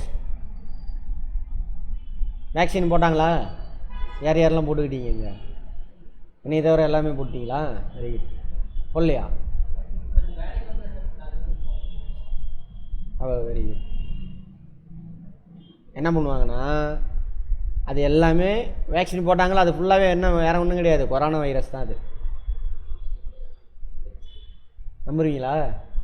கொரோனா வைரஸை தான் பிடிச்சி உங்கள் உடம்புல செலுத்துனாங்க. என்ன பண்ணுவாங்கன்னா, அந்த வைரஸை வளர்த்து ஒன்று அதை சாகடிச்சிடுவாங்க. அப்படி இல்லை அப்படின்னாக்கா, அந்த வைரஸில் எது பாய்சனான நமக்கு தீங்கு விளைவிக்குமோ அந்த பார்ட்டை வெட்டி எடுத்துடுவாங்க. பாம்புக்கு பல்ல பிடிங்கிட்டாக்கா பாம்பு கடிக்காது இல்லை, அது மாதிரி.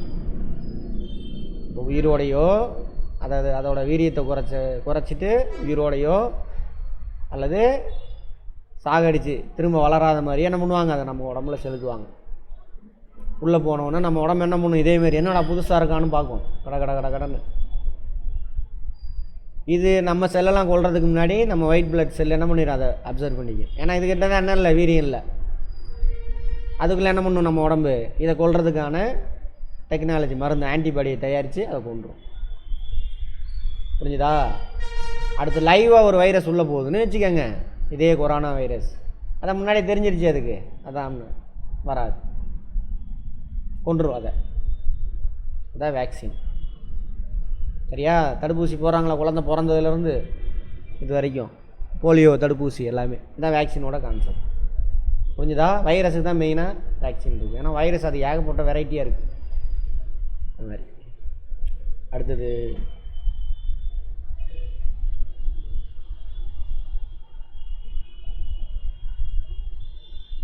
கழிவு நீர் சுத்திகரிப்பு. அந்த ஃபேக்ட்ரியிலலாம் கழிவு நீர் இருக்குல்ல, வெளியேற்றுவாங்க. அதை என்ன பண்ணணும், ட்ரீட்மெண்ட் பண்ணி தண்ணியில் சேர்த்தணும். ஆற்றுல தானே கலக்குது. ஸோ ட்ரீட்மெண்ட் பண்ணுறதுக்கு பயன்படுத்துகிறது எது? சுத்திகரிப்பில் போட்டுக்காங்க. மெத்தனோ பாக்டீரியாக்கள், நைட்ரோ பாக்டீரியாக்கள் இவங்க பயன்படுறாங்க. தொட்டியில் வச்சுருப்பாங்க அந்த தண்ணியை, கழிவு நீர்லாம். இதை போட்டோன்னே இவங்க டீகம்போஸ் பண்ணிடுவாங்க. அதில் உள்ள ஹெவியான மாலிகுல்லாம் தண்ணியில் ஆற்றுல கலந்தோம்னா பிரச்சனை இல்லை. உயிரி எரிவாயு மெத்தனோஜன் பாக்டீரியா. உயிரி எரிவாயு தயாரிக்கிறதுக்கு இது யூஸ் ஆகுதாம். பயோ டீசல் உற்பத்தி ஆகிறதுக்கு மெத்தனோஜன் பாக்டீரியா அப்படின்னு ஒன்று யூஸ் ஆகுதாம். அடுத்து பூஞ்சைகள், ஆல்காக்கள். பூஞ்சை மற்றும் ஆல்காக்கள். மிருதுவாக்குதல், தோல் பதப்படுத்துதல் உதவும் ஆல்காக்கள். தோல் இங்கேருந்து வாங்கிட்டு போகிறாங்களா, ஆட்டுத்தோல் மாட்டுத்தோல், அதை ஊற வச்சு ப்ராசஸ் பண்ணி இந்த மாதிரி மாற்றணும். அந்த பர்ஸு இது மாதிரி மெட்டீரியல் மாதிரி மாற்றணும். அதுக்கு இது யூஸ் ஆகுது. இந்த பாக்டீரியாவில் யூஸ் ஆகுது. சூடோமோனாஸ் எரிஜினோசா இந்த 2 ஆல்காக்கள் பாக்டீரியாவில் ஆல்கா யூஸ் ஆகுது.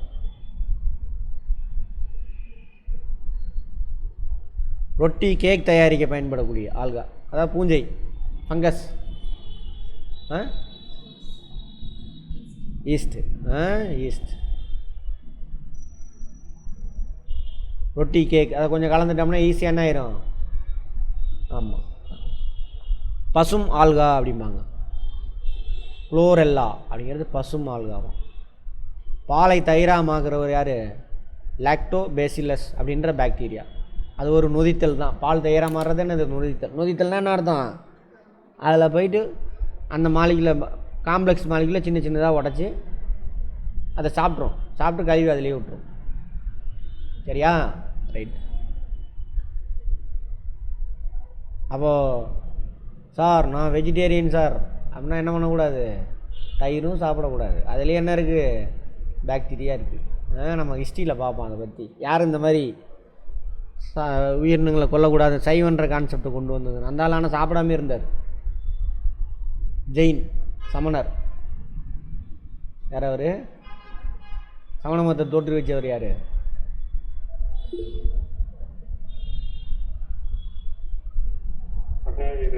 வெரி குட், மகாவீரர். அவர் தான். அங்கேருந்து அவங்க காப்பி அடிச்சுக்கிட்டாங்க எங்காளுங்க. சரியா? ரைட். பாலை தயிராக மாத்திரம் இவர் தான். மனித குடலில் வாழும் பாக்டீரியா அசிட்டோபிலஸ், லாக்டோ பேசிலஸ், ஏ கோலை. அங்கே ஏ கோலை மட்டும் பார்த்தா அங்கே 3 சேர்த்திக்கங்க. மனித குடல்னால் இது எங்கன்னா சிறு குடலில் இருக்காது எனக்கு தெரிஞ்சு, பெருகுடலில் தான் இருக்கும். ஒரு 600 வகையான பாக்டீரியா இருக்குது பெருகுடலில். நம்ம உடம்பு ஜீரணம் பண்ணி எடுக்க முடியாது, நம்ம உடம்பால் அப்சர்வ் பண்ண முடியாத சாப்பாடெல்லாம் பெருகுடலுக்கு போகும். அங்கே இவங்க சாப்பிடுவாங்க. இவங்க சாப்பிட்டு கழுவி அங்கேயே விட்டுருவாங்க. இவங்க ரிலீஸ் பண்ணுற கேஸ் தான் நமக்கு ரிலீஸ் ஆகிற கேஸ். சரியா? அந்த மாதிரி. அப்புறம் இவங்க உடைக்கிறாங்கல்ல, சாப்பிட்டு கழுவி பெருகுடலில் போட்டுறாங்களா, அதில் ஒரு சில மினரல் நமக்கு தேவை இருக்கும். நம்ம பெருகுடல் உடைஞ்சு ரத்தத்தில் கொடுக்கும். அடுத்தது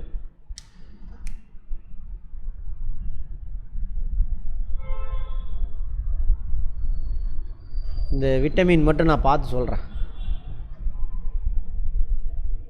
மனித குடலில் வாழும் விட்டமின், மினரல் மட்டும் இல்லை விட்டமினும் அது ப்ரொடியூஸ் பண்ணுது. ஏ கோலை. இந்த விட்டமின் பேர் மட்டும் பார்த்து சொல்கிறேன். இவங்க சாப்பாடு டைஜஸ்ட் பண்ணி வெளியில் போடுறாங்களா, அதில் ஒரு சில விட்டமின் நமக்கு தேவையானது கிடைக்கும். பால் பதப்படுத்துதல் முறை பாஸ்டுரைசேஷன் வாங்க. இந்த மெத்தடை கண்டுபிடிச்சது லூயிஸ் பாஸ்டர். பாலை பதப்படுத்துதல்லாம் ஒன்றும் கிடையாது. பாலில் நிறையா பாக்டீரியா இருக்கும். மாட்டிலேருந்து கறக்கும் பொழுது அதில் பாக்டீரியா இருக்கும். ப்ளஸ்ஸு கறந்து அடுத்த செகண்ட் என்ன ஆயிரும், நம்மளை சுற்றிலும் பாக்டீரியா இருக்குது. பாக்டீரியா ஃபங்கஸ்லாம் இருக்குது. அதெல்லாம் உள்ளே போய் உட்காந்து. அப்போ அந்த பாக்டீரியாலாம் கொள்ளணும். ஒரு சில பாக்டீரியா ஹீட் எவ்வளோ ஹீட்டாக இருந்தாலும் உயிரோடு இருக்கும், ஆனால் கூலிங்கில் செத்து போயிடும். ஒரு சில பாக்டீரியா என்ன பண்ணும், அப்படியே உள்ட்டா, எவ்வளோ கூலிங்காக இருந்தாலும் நல்லாயிருக்கும், ஹீட் ஆனால் செத்து போயிடும். பாஸ்டுரைசேஷனில் இதுதான். பாலை இங்கேருந்து வாங்கிட்டு போகிறாங்களா ஆவின்னுங்களாம், போனோன்னா ஃபஸ்ட்டு ஒரு 60-70 டிகிரி செல்சியஸுக்கு ஹீட் பண்ணுவாங்க. அப்போ ஹீட்டில் சாகிற பாக்டீரியாலாம் செத்துரும். அடுத்து திரும்ப என்ன பண்ணுவாங்க, கூல் பண்ணுவாங்க. கூலிங்கில் சாகக்கூடியெல்லாம் செத்துரும் வந்துடும். அந்த பாக்டீரியா நான் அதுக்குள்ளேயே தான் கிடக்கும். அதெல்லாம் பிரித்து எடுக்க முடியாது. அப்போ ரொம்ப நாளைக்கு கெட்டு போகாமல் இருக்கும். அதுக்கப்புறம் தான் என்ன பண்ணுவாங்க, பேக் பண்ணிவிட்டு அதில் இந்த ஆல்ஃபா பீட்டா காமா கதிர் அது வழியாக விட்டாங்கன்னா இன்னும் ஏதாவது பாக்டீரியா இருந்துச்சுன்னா அதுவும் செத்து போயிடும். அப்புறம் கூலிங்கில் வச்சுருவாங்க. கூலிங் இருந்தாக்கா அங்கே எந்த உயிரினும் வளராது. ஸோ ரொம்ப நாளைக்கு கெட்டு போகாமல் இருக்கும். சரியா? ரைட். இதை கண்டுபிடிச்சவர் யார்? Louis Pasteur. அப்பா 19ஆம் நூற்றாண்டுல கண்டு வருது. ஆந்த்ராக்ஸ் நோய் யாருக்கு வரும்? கால்நடைக்கு. வைரஸ் தான் காரணம். ஆந்த்ராக்ஸ் காச நோய்க்கான காரணி. மைக்கோ பாக்டீரியா டியூபர் குளோசிஸ் அப்படிங்கிறது. மைக்கோ பாக்டீரியா தான் அது. டிபி காச நோய்னா டிபி. அதுக்கான தடுப்பூசி பிசிஜி. இன்னொரு இது பார்த்தோம்ல டிடிடியா. காலரா வைக்கிறதுக்கான காரணம் விப்ரியோ காலரா அப்படின்ற பாக்டீரியா தான் காரணம். காலரா வர்றது வயிற்றால் போயிட்டே இருக்கும், சாப்பிட்டுட்டு வயிற்று போய் பிரச்சனை பண்ணி விட்டுரும். சாதாரண சளி காய்ச்சல் அதுக்கான காரணம் இன்ஃப்ளூயன்ஸா அப்படின்ற வைரஸ். சும்மா வைரல் ஃபீவர் தான் சொல்லுவாங்க பாருங்கள், இவர் தான். அடுத்தது ரேபிஸ் என்னது? நாய் மட்டும் கிடையாதுன்னு பார்த்தோம். வேறு யார் கடித்தாலும் வரும். பூனை, அதுக்கெலாம் பல்லு படாத மாதிரி இருக்கணும். பூனை அதோட பல்லில் இவர் இருப்பார். ரேபிஸ்ன்ற வைரஸ் இருக்கும், அவர் தான். முயல், நாய், குரங்கு. ரைட். அமீபிக் சீதபேதி வயிற்றால் போகிறது. அதுக்கான காரணம் யார்? எண்டமீபா ஹிஸ்டாலிக்கா. அமீபா. அது புரோட்டோசோவா அப்படின்னா ஒரு செல் விலங்கு. புரோட்டோசோவானது ஒரு செல் விலங்கு. Unicellular animal. ரைட். மலேரியாவுக்கு காரணம் பிளாஸ்மோடியம் பென். ரைட். பிளாஸ்மோடியம் தான் காரணம். சரியா? இது ஒரு விலங்கு புரோட்டோசோவா. மலேரியாவுக்கு காரணம். இதை பரப்புறவர் யார் சார்னா பென் அனோபிலஸ் கொசு. அதுதான் பரப்பும். சார் ஆண் கொசு பரப்பாதா சார்? ஆண் கொசு உங்களை கடிக்கவே கடிக்காது. ஏன் கொசு கடிக்குது நம்மளை? நம்ம ரத்தம் தான் அதுக்கு சாப்பாடா அப்படின்னா இல்லை, அதுக்கு வேற. அப்புறம் ஏன் சார் ரத்தம் தான் உறிஞ்சுது அப்படின்னா, பெண்ணு முட்டையிடணும். சரியா? அந்த முட்டைக்கு ஃபேட்டு வேணும். அந்த ஃபேட்டுக்காக தான் என்ன ஆகுது, அது நம்மளை கடிக்கும். அப்போ ஆண் கொசு கடிக்க வேண்டிய அவசியம் இல்லை. பெண் கொசுக்கு ஹெல்ப் பண்ணும் ஆண் கொசு. எனக்கு காதில் சத்தம் போடும் பாருங்க, நான் இங்கே உன்னை போய் டிஸ்டர்ப் பண்ணுறேன், நீ போய் என்ன பண்ணு, ரத்தத்தை உறிஞ்சிக்கோ அப்படின்னு பெண் கொசுக்கு யார் ஹெல்ப் பண்ணுறா? ஆண் கொசு ஹெல்ப் பண்ணு. சரியா? ரைட். மலேரியா நோய் இருக்கு இல்லையா, காய்ச்சல். சாயந்தரம் ஆனால் உடம்புல ஒரு மாதிரி ஆயிரும். அதுக்கான மருந்து குயினைன், குளோரோகுயின், இந்த 2 மருந்து. சரியா? இது ஒரு மரத்தோட பட்டையிலேருந்து எடுப்பாங்க குயினைன் மருந்து. என்ன மரம் பார்ப்போம். அமீபிக் சீதபேதிக்கான மருந்து மெட்ரோ டயசோல். முதல் நுண்ணோக்கி, அதாவது மைக்ரோஸ்கோப் கண்டுபிடிச்சவர் ஆண்டன் வான் லூவன் ஹூக். பாக்டீரியா பேஜுகள் பாக்டீரியாவை கொல்லும். சொன்னோம் இல்லையா, ஒரு பாக்டீரியா இன்னொரு பாக்டீரியாவை கொல்லும். அதேமாரி பென்சிலின் மருந்து சொன்னால, அது பார்த்தீங்கன்னு வச்சுக்கோங்க, பென்சிலினை பற்றி பார்த்தோமா, அது மைக்ரோப்ஸ். அது ஒரு ஃபங்கை. சரியா? அது பூஞ்சை தமிழில். அது ஆன்டிபயோட்டிக்காக யூஸ் ஆச்சு ரொம்ப நாளாக. ஆன்டிபயோட்டிக்னா என்ன அர்த்தம்? தேவையில்லாமல் நம்ம உடம்புக்குள்ளே உள்ள பூந்த மைக்ரோப்ஸ்லாம் கொல்லுது. அப்போ ஒரு சிலர் நமக்கு எதிரி, ஒரு சிலர் நமக்கு ஹெல்ப் பண்ணுவாங்க. அடுத்தது பூஞ்சைகள் உடலம் எதால் ஆன சார்? ஃபங்கஸ் இருக்கு இல்லையா, அதோட பாடி தாலஸ் அப்படின்றதுனால ஆனதாமா. அது ஒரு புரோட்டீன் பொருள். அதனால தான் காளான் பூஞ்சை தான் வளவலன்னு ஒரு மாதிரி இருக்கா, அது எதால் ஆனது? தாலஸ். உயிரி பூச்சிக்கொல்லி தயாரிக்க பயன்படும் பாக்டீரியா பயோ பெஸ்டிசைட்ஸ். பூச்சிக்கொல்லினா என்ன அர்த்தம்? பெஸ்டிசைடு, இன்செக்டிசைடு அப்படின்னு சொல்லலாம். அதாவது தாவரங்களில் பரவாமல் இருக்கும்ல, அதை தடுக்கிறதுக்காக. பேசிலஸ் கரன்சியசிஸ், அதான் பிடி கத்திரிக்கான்னு சொல்லுவாங்க பாருங்கள், பிடி கத்திரிக்காய். காஃபி விதை, தேயிலை, புகையிலை இதெல்லாம் பதப்படுத்துறதுக்காக ஒரு பாக்டீரியா பயன்படுது. பேசிலஸ் மெக்காரெரியம். பேசிலஸ் கரின்சியன்சிஸ்னால் பிடி, பூச்சிக்கொல்லி மருந்து தயாரிக்கிறது. அடுத்தது காஃபி விதை, தேயிலை இதெல்லாம் பதப்படுத்துவாங்க. சரியா? டீ தூள் நேரடியாக வராது, அங்கே போய் ஒரு இதில் ஊற வச்சு வேக வச்சு தண்ணியெலாம் வடிச்சிட்டு அப்புறம் தான் அங்கே வரும். பார்த்துருக்கீங்களா? டீ ஃபேக்ட்ரி போய் பார்த்துருக்கீங்களா? அப்படியே வந்தாக்கா அது வந்து க்ரீன் டீ. சரியா? Right right. அதுக்கு யூஸ் ஆகிறது இவங்க. அதே மாதிரி ஆக்சாலிக் அமிலம், அசிட்டிக் அமிலம், சிட்ரிக் அமிலம் இதெல்லாம் வந்து ஃபேக்ட்ரியில் தயாரிப்பானுங்க. அதுக்கு பயன்படுறது யார்? ஆஸ்பெரிஜிலஸ் நைகர் அப்படின்ற பாக்டீரியா. ஆஸ்பெரிஜிலஸ் நைகர். விட்டமின், இந்த இது மட்டும் மாறி போச்சா? நான் பார்க்குறேன், இதையும் பார்த்து சொல்கிறேன். அதை தயாரிக்கிறது ஈஸ்ட்டு யூஸ் ஆகுதாம்மா. ஏதோ ஒரு விட்டமின் தயாரிக்க ஈஸ்ட்டு. நம்ம ஃபேக்ட்ரி ஹாஸ்பிட்டலில் வாங்கி சாப்பிட்ற மருந்து கடையில் வாங்குறோம்ல மருந்து, அதெல்லாம் பெரும்பாலும் இந்த மைக்ரோப்ஸ் வச்சு தான் தயாரிக்கிறானுங்க. அதோட பேர் தான் நம்ம தெரிஞ்சுட்டு வரோம். தட்டம்மை, பொண்ணுக்கு வீங்கி, ரூபெல்லா, 3 நோய். இந்த 3 நோயை குணப்படுத்துறதுக்காக எம்எம்ஆர் அப்படின்னு ஒரு தடுப்பூசி போடுவாங்க, வேக்சின் குழந்தைக்கு. எம்எம்ஆர். உலக சுகாதார தினம் ஏப்ரல் 7, உலக மலேரியா தினம் ஏப்ரல் 25, உலக எய்ட்ஸ் தினம் முன்னாடியே பார்த்துட்டோம் டிசம்பர் 1, உலக காசநோய் எதிர்ப்பு தினம் 24, டிபி காசநோய்னா. இமயமலை பகுதி அடிவாரத்தில் இருக்கக்கூடிய மக்களுக்கு அவங்க சாப்பிடக்கூடிய உப்பில் அயோடின் அவ்வளோவா இல்லை. அதனால் என்ன ஆகுனா முன்கழுத்து கலலை, முன்னாடி காய்டர் பார்த்துருக்கீங்களா? பார்த்துருக்கீங்களா? புக்கில் படிச்சிருக்கீங்க. அப்போல்லாம் நிறைய பேர்த்துக்கு இருக்கும், பார்த்துருக்கேன். அதை க்யூர் பண்ணுறதுக்கு என்ன ட்ரீட்மெண்ட் கொடுப்பாங்க? அயோடின் ஐசோடோப்பு யூஸ் பண்ணுவாங்க. காய்டர் ஸ்பெல்லிங் என்னம்மா? ஜிஓ ஐயா.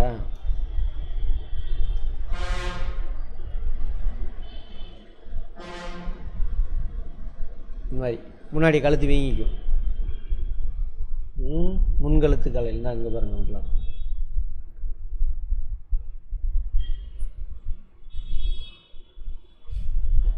கொள்ளை நோய் எபிடமிக், ஒரு இடத்துல மட்டும் வந்து நிறைய பேரை காலி பண்ணிடும். கொள்ளை நோய்.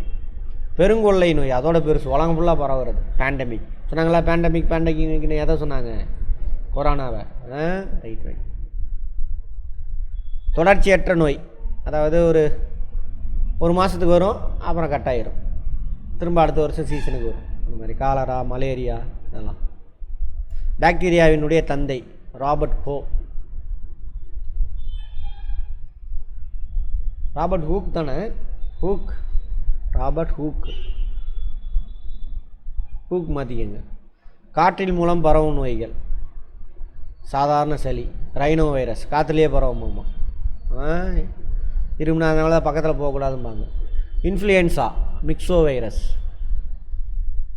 தட்டம்மை, ரூபெல்லா வைரஸ். சரியா? ஏதோ ஃபாக்ஸ் இது. ஆமாம். பொண்ணுக்கு வீங்கி, மிக்சோ வைரஸ்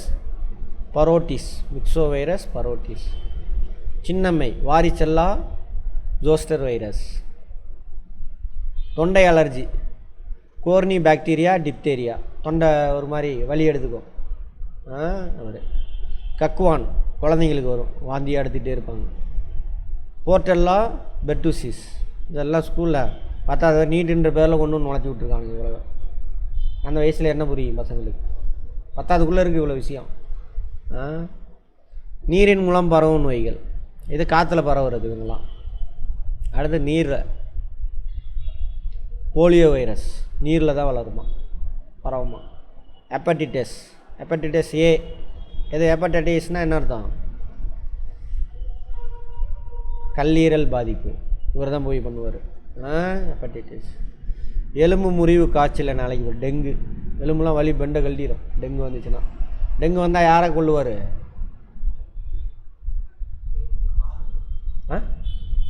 யாரை கொள்ளுவார்? பிளேட்லெட்ஸு, ரத்த தட்டுக்களை. சரியா? ரைட். இந்த டெங்கு காய்ச்சலுக்கு காரணம் ஏடிஸ் எஜிப்தி அப்படின்ற கொசு. சிக்கன் குனியா பரவுறது காரணம் பகலில் கடிக்கக்கூடிய கொசு. ஆமாம்.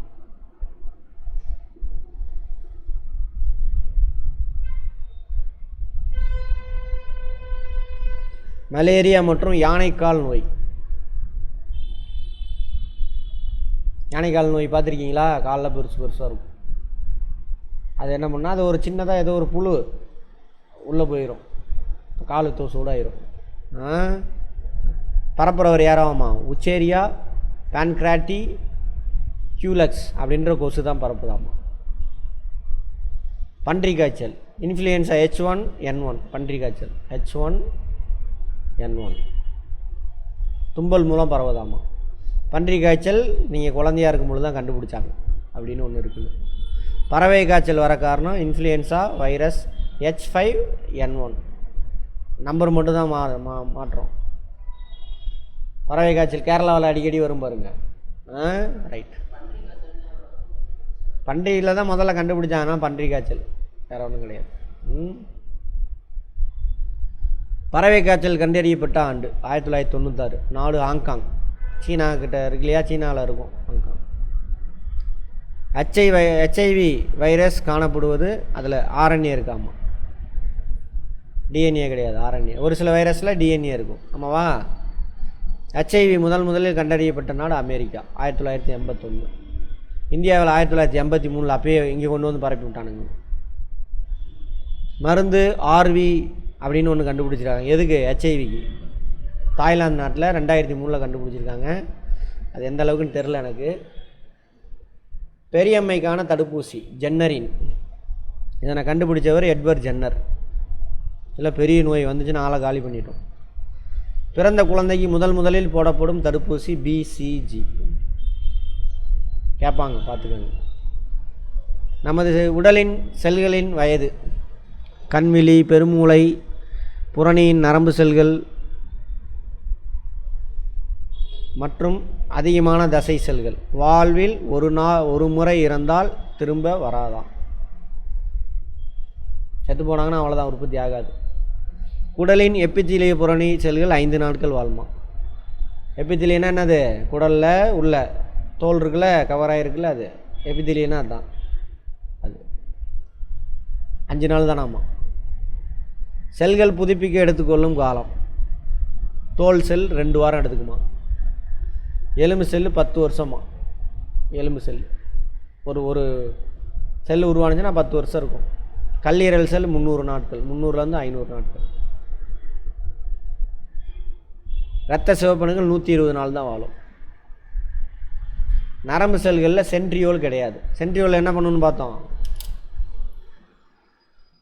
செல் பிரிதல் அப்போ நியூக்ளியஸ், அந்த குரோமோசோமை பிரிக்கிறதுக்கு உதவும் சென்ட்ரியோல். பார்த்தோமா? இது வேறு எங்கே இருக்காது சென்ட்ரியோல்? பிளான்ட் செல்லில் இருக்காது. ரைட்.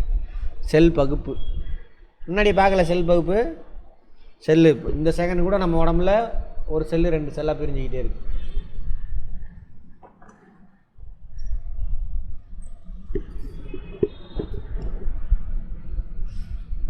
மைட்டாசிஸ் அல்லது நேரடி பகுப்பு.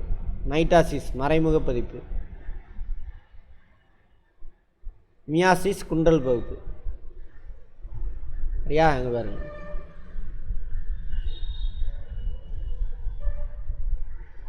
ஒரு செல் விலங்கில் நடக்கிறது. அதேமாதிரி கருப்பை சவ்வில் ஒரு செல்லு ஃபார்ம் ஆனவொன்னு 2ஆக பிரியுதில், அதுதான் அதை தான் இங்கே சொல்கிறாங்க. அப்புறம் ஒரு செல் விலங்கு அமீபா, அந்த மாதிரி ஒரு செல் இருக்கும், அது 2ஆக பிரிஞ்சிடும், அவ்வளோதான். இதே மாதிரி அப்படியே டிட்டோ காப்பியாக இருக்கும்.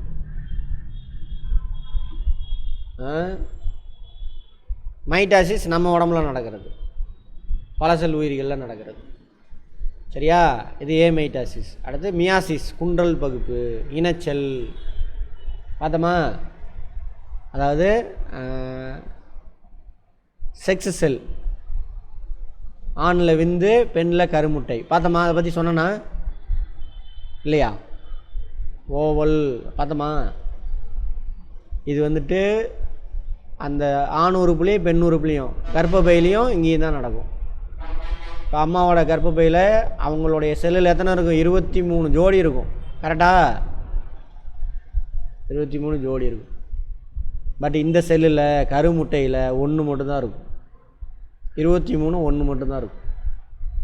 இந்த மாதிரி பிரிகிறதுக்கு பேர் தானே இது மியாசிஸ் குண்டல் பகுப்பு. கேட்பாங்க. இனச்செல்லுக்கு இன்னொரு பேர் கேமிட். விந்தும் கருமுட்டையும் கேமிட்ஸ் அப்படின்னு சொல்லுவாங்க. சரியா? அது நடக்கும். இது விட்டுருங்க. பெருவெடிப்பு கொள்கை. பெருவெடிப்பு கொள்கை பிக் பேங் தியரி அப்படின்னா பூமி உருவானதை பற்றி படிக்கக்கூடியது. எப்படி பூமி உருவானுச்சுன்னா அது ஏகப்பட்ட தியரி இருந்தது. இப்போ லேட்டஸ்ட்டாக ஏற்றுக்கிட்ட தியரி இது. ஒரே ஒரு எதுவுமே கிடையாது. 15 பில்லியன் வருஷத்துக்கு முன்னாடி வரைக்கும். பில்லியன்னா 100 கோடி.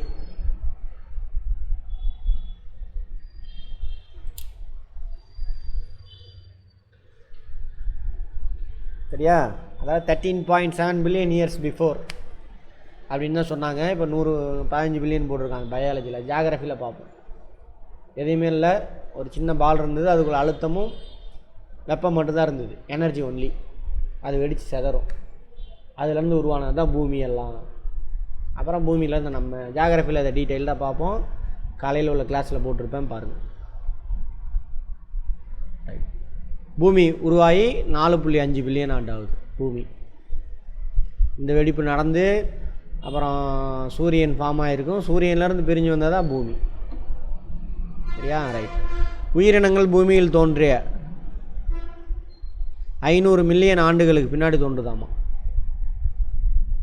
பூமி தோன்றிய 500 மில்லியன் 50 கோடி வருஷத்துக்கு போகிறோம். அப்போ உயிரினம் தோன்றி எவ்வளோ நாள் ஆகுது? 4 பில்லியன் வருஷம் ஆகுதாமா. முதல் உயிரினம் மைக்ரோப்ஸ்லாம். உயிரினங்களின் வேதி பரிமாணங்களுக்கு உரியவர். பார்த்தோம்ல எப்படின்னா நம்ம பார்த்தோம்ல நம்ம உடம்புல. சரி, அதை வச்சுக்கலாம். அப்படி இல்லைன்னா ஃபஸ்ட்டு மாலிகுல் ஃபார்ம் ஆச்சு. அப்படியே போக போக ஒரே மாதிரியான மாலிகுலை வந்து என்னாச்சு, இன்னொரு மாலிகுலை ப்ரொடியூஸ் பண்ணுது. அதான் வந்து என்னது? உயிரினம். உயிர் உள்ளதுன்னா என்ன அர்த்தம்? எது ஒன்று அதை மாதிரியே இன்னொன்று உற்பத்தி பண்ணுதோ அதான் உயிர். அது மாதிரி அது சொன்ன ஒரு ஓபாரின் ஆல்டன் இவங்க 2 பேரும்.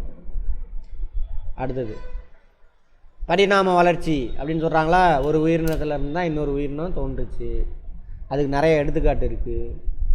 மனிதனோட கை இருக்குல்ல, இது பூனையோட முன்னங்கை, திமிங்கலத்தோட துடுப்பு, வௌவாலோட இறக்கை, இது உள்ள எல்லாத்தையும் எடுத்து பார்த்திங்கன்னா அமைப்பு ஒரே மாதிரி இருக்குது.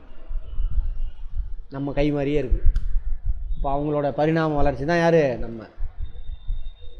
நம்ம இவர் ஆளுநருக்கு அதை சொன்னால் டார்வின்லாம் பிடிக்காது அவர். சரி, நடந்தது. மனிதனில் காணப்படும் எச்ச உறுப்புகள். ஒரு காலத்தில் மனிதனுக்கு, அதாவது என்ன சொல்கிறாங்கன்னா, ஜெனட்டிக் மியூட்டேஷன். ஒரு உயிரினம் வாழ்ந்துக்கிட்டே இருக்குது. அதுக்கு ஏதாவது ஒரு தேவை இருந்துச்சுனாக்கா அதோட உடம்பு என்ன பண்ணிங்க, அதை மாற்றிக்கும். எப்படி மாற்றினா அந்த ஜென்ரேஷனில் நடக்காது. அது போடக்கூடிய குட்டி இருக்குல்ல, அதில் நடக்கும். அதுக்கு அதான் சொல்கிறாங்க. இப்போது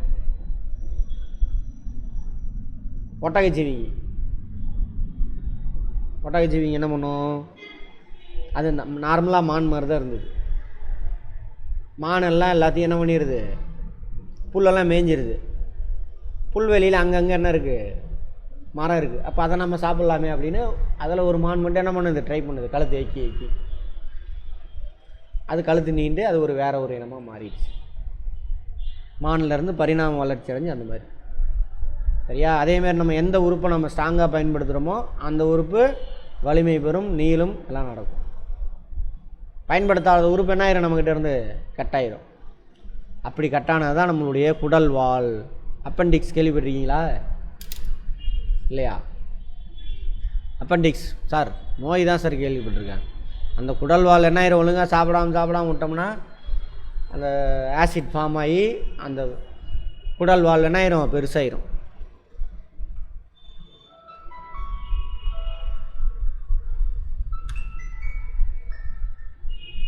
பெருசாயிரும்.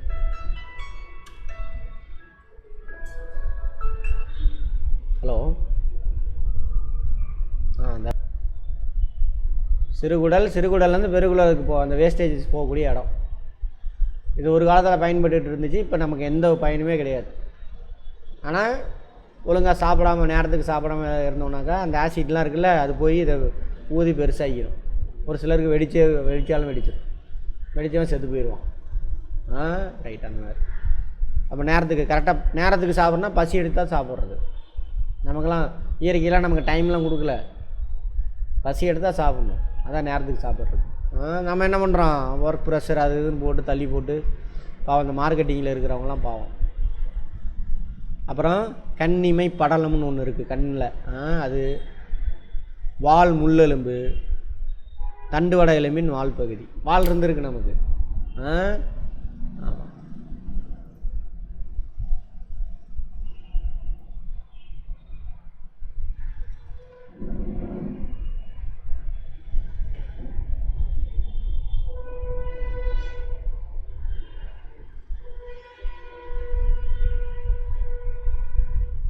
இங்கே பாருங்க, இங்கே இருக்குது பாருங்க, வால் மாதிரி இருக்கும். குரங்குலேருந்து நம்ம வந்திருக்கோம். வளர்ந்து நேரம் ஆக ஆக வால் எதுக்கு குரங்குக்குன்னா பேலன்ஸ் பண்ணுறதுக்காக. நம்ம தான் என்ன பண்ணிட்டோம், பேலன்ஸுக்கெலாம் இல்லை, நம்ம தான் நிமிர்ந்தே நின்றுட்டோமே, அதனால் கட் ஆகிடுச்சு, தேவையில்லைன்னு. பரிணாம வளர்ச்சிக்கான எவிடன்ஸ் இதெல்லாம் கொடுத்துருக்காங்க.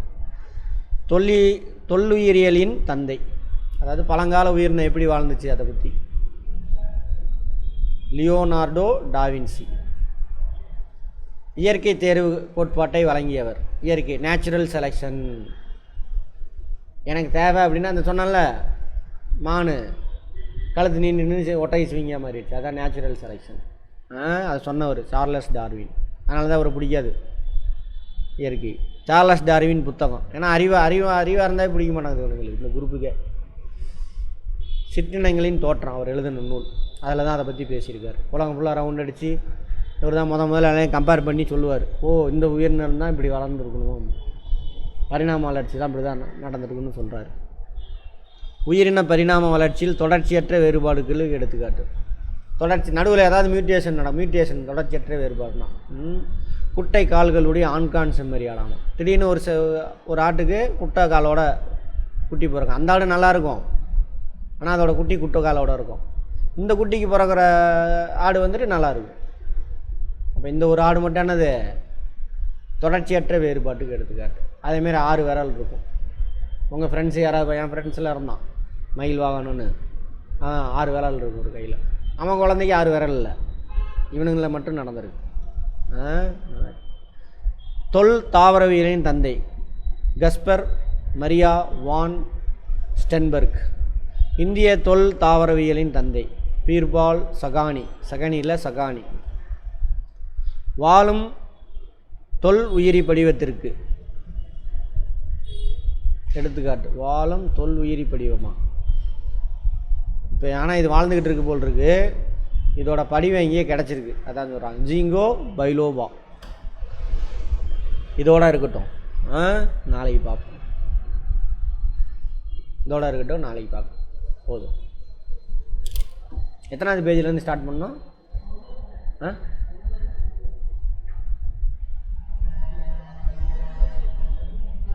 13. சரி, போதும்.